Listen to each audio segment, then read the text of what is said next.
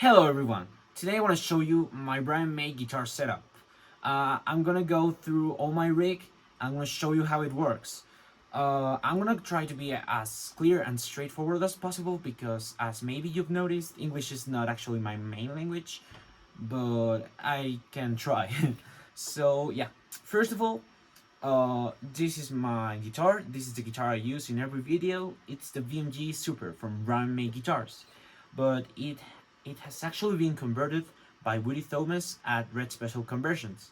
So yeah, I'm gonna leave the link below in the description, but this guy does an awesome job to these guitars. It's a brand new guitar, as you can see. It's very similar to the original Red Special. It's great. And I also got Ferrari pickups. Yeah, this guitar does not come with Ferrari pickups. If you don't know what Ferrari pickups are, these are basically some trisonic reproductions based on Brian May specs. So yeah, I'm also gonna leave the link below if you wanna get them. These are made by Marco Ferrari, and yep, this is basically my guitar. So now let's go to the pedal board. Okay, so first we've got the lead going into the Greg Fryer Treble Booster Super Pedal. So this is my favorite treble booster. I really recommend it, I really like it, and it's the main one I use. So yeah, from here it goes to the second treble booster I have. It's the Fryer Ringmaster. It's actually a reproduction of the original Dallas Rangemaster treble booster Brian May used. So I have it here. As you can see, it has this foot switch, which means you can turn it on and turn it off. It's usually turned off. I only have it because it can be sometimes used if you want a little bit more of treble boosting, a little bit more of high end. So this is the same thing Brian May did in the 70s and the 80s with his second treble booster, which was the Pete Cornish treble booster extra duplex. So it works pretty much the same. Then the signal goes into the Polytune 3, which is a pretty good tuner. I really recommend it. It has some amazing features. Just check it out on Amazon or something like that. I really recommend it. And it's also a buffer, which I don't use, but yeah, if you got a very long signal chain, you can use the buffer. But yeah, from the tuner it goes into my dynamic wah AW3, which is basically an auto wah. As you know, Brian May in the 80s used envelope filter, and it's actually pretty much the same. It works the same. It's not an expression pedal, it's not a crybaby wah. It's just an automatic wah. And yeah, as I said, this could be used for 86 live songs, such as I Want to Break Free from the Magic Tour. It really sounds, I'm gonna do the demo later, but it really sounds like the real deal. I really recommend it. But you can also get the AW2, which is pretty much the same. This has some extra settings which you don't really need in Brian May mode. But okay, then it goes into the Past Effects Nick James Foot Phaser, which, as you can imagine, is a Foxx phaser reproduction. So it sounds pretty similar to the real deal. It's pretty good. It doesn't have the expression pedal, but it doesn't matter because with these knobs you can really get the same sound, and yeah, you have all the settings. It's really good. You can also, turn it on and off with the foot switch. Yeah, pretty basic stuff. And yeah, it works with the 9-volt cable. Yeah. So then it well, yeah, I usually have this turned on only if I want to play like 70s, because as you know, in the 80s Brian May stopped using the foot phaser and switched to a chorus ensemble. This one is the Bass Effects chorus ensemble MN 3007, which is basically the same as the Bose C1 chorus ensemble Brian May used in the 80s. So it's a pretty good clone. It's one of the best reproductions you will ever get. There are a lot of comparisons online, and let me tell you that it sounds exactly like the real deal. You know, getting one of the original C1, which was one of the first chorus pedals, it's really difficult and very expensive, so this is a way cheaper option and way easier to get on the Past Effects website. It's really good. Usually the chorus is at this setting, because you don't want too much chorus. The same way Brian May used it. So then, as you can see, it splits the signal into into stereo. So yeah, as you might know, this is the wet signal and this is the dry signal. This is basically, you know, the modulated signal and the dry signal. So okay, from here is where things get a little bit interesting. It's a little bit difficult to explain, but I'm gonna try. So yeah, this, as I said earlier, this is the wet signal. It goes from here and it goes into one of my DD20s. So as maybe you've noticed, I've got two DD20s. Why is that? I know a lot of people that play Brian May and only use one. Yeah, but I'm gonna explain.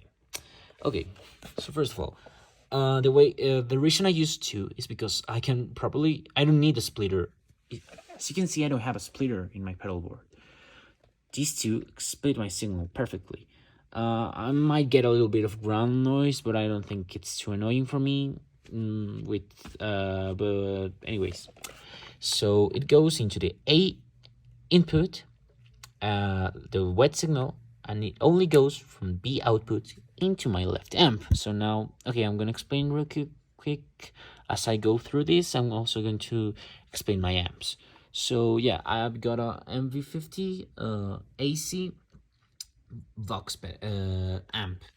So it's a pretty good amp. It's very compact. It has like this new tube thing, which is basically just valves tubes, but pretty small. So yeah, it's like a hybrid 20-watt amp. And here's the cap, which is a pretty basic cap that came with this one. I got a pretty good deal at Sweetwater for the combo. But yeah, it sounds okay. It's really not the best cap, but it works for now. So yeah, this is the blue cable. It goes into the left one. This is the left one. So yeah, this is the wet sound. Now, the dry signal, this cable, goes into the second DD20. And now you will get it. This one is the left DD20, and this one is the right DD20. So it goes into this one, and here we are using the two outputs. Right here we were only using the B output, but here we are using the two outputs. This is the B output of the second DD20 that goes into my right amp. My right MV50. It's exactly the same one with the exact same cap, the BC 108 cap by Foxx. So yeah, these amps sound pretty good. They get really close to the real deal. Here you have like these settings, the gain, tone, and volume. It's just the master volume, you know, tone, and the gain, which for Brian May mode you want to have like all of it, 100%. So now you know that this one is the dry one and this one is the wet one. But what about the center one? Well, at the center one, it's also dry, as you might know. It's like a 1986 setup, more or less. The center amp, it's dry, as you can see. These two outputs carry the dry signal. So from this cable, it goes right into the AC30, which is an Voxx AC30 C2X, which I know it's not the best you can get for Brian May mode. But I really like it. I really like the sound. I think it really sounds pretty good. And with the master at 100, with an attenuator, of course, so I don't break my windows, it really sounds pretty good. You will hear it later at demo. It has like Alnica Blue speakers, it's C2X, and yep, that's it. So now I'm gonna explain real quick what's all about with the two pedals. So yeah, basically, okay, let me show you. Here I have my delay settings, like solo delay for Brighton Rock, flash delay for the flash intro from 1981, doing all right delay, like for example 76, doing all right, and days delay. These are days of our lives. Yeah. So let's go. I'm gonna give the example with the first one, the Brighton Rock delay. So here I got the 800 millisecond delay. Here I have the 1600 millisecond delay, which is basically what you need for Brighton Rock, right? And the thing is that, like, when I press this pedal, not this one. I know this one is the one that says on off, but it's configured in such a way in which when I press this one, I will basically turn off and on the effect. When I press this amp and this one, when I press this one, they become fully wet. They only have the delay signal. They don't have a dry signal. But what about the center one? Well, that's the sweet thing. Because the B signal, as you can see, is the one that has like the effects signal, but the A one is the direct signal, the one that doesn't have any effects.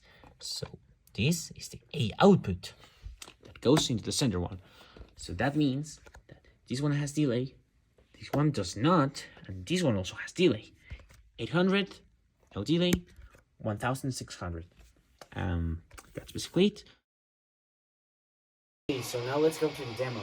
So first of all, I'm gonna show my normal setting, which is like just the chorus. It's what Brian May use normally live, so it's what I usually do for most songs. So yeah.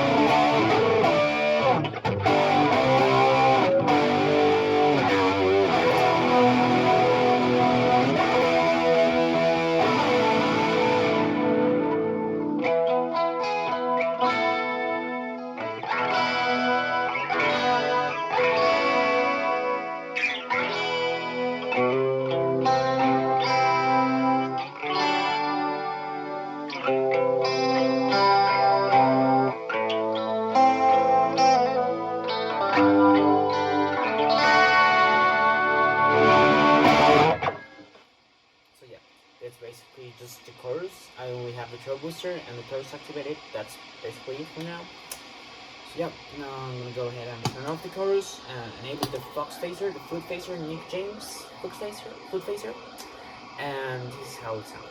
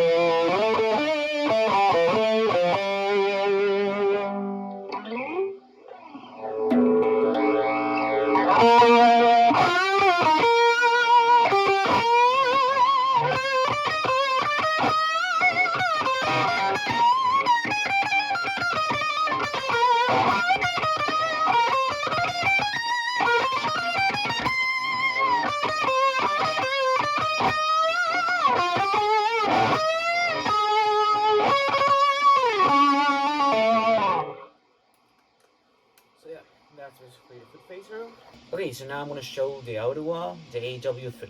I'm gonna play the I Want to Break Free solo.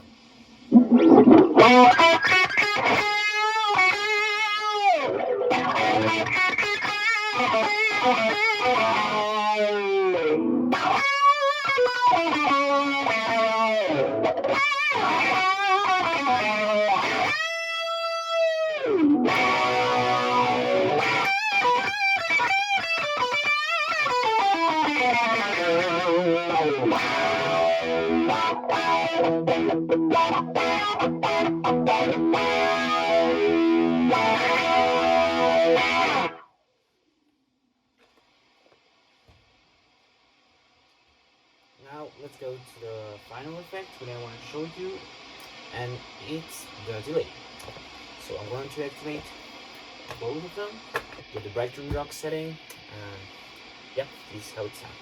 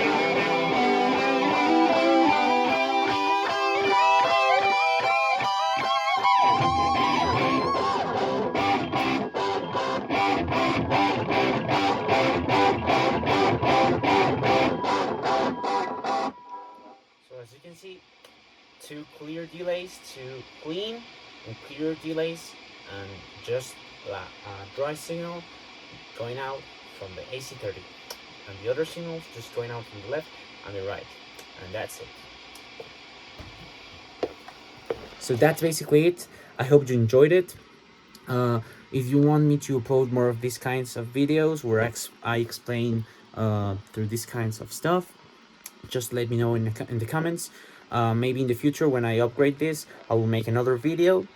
But right now this is what I have, and I think it works pretty good. I hope you liked it. I hope you like the way I play, even though I had some minor mistakes. But that's basically it. I hope you enjoyed it. Goodbye.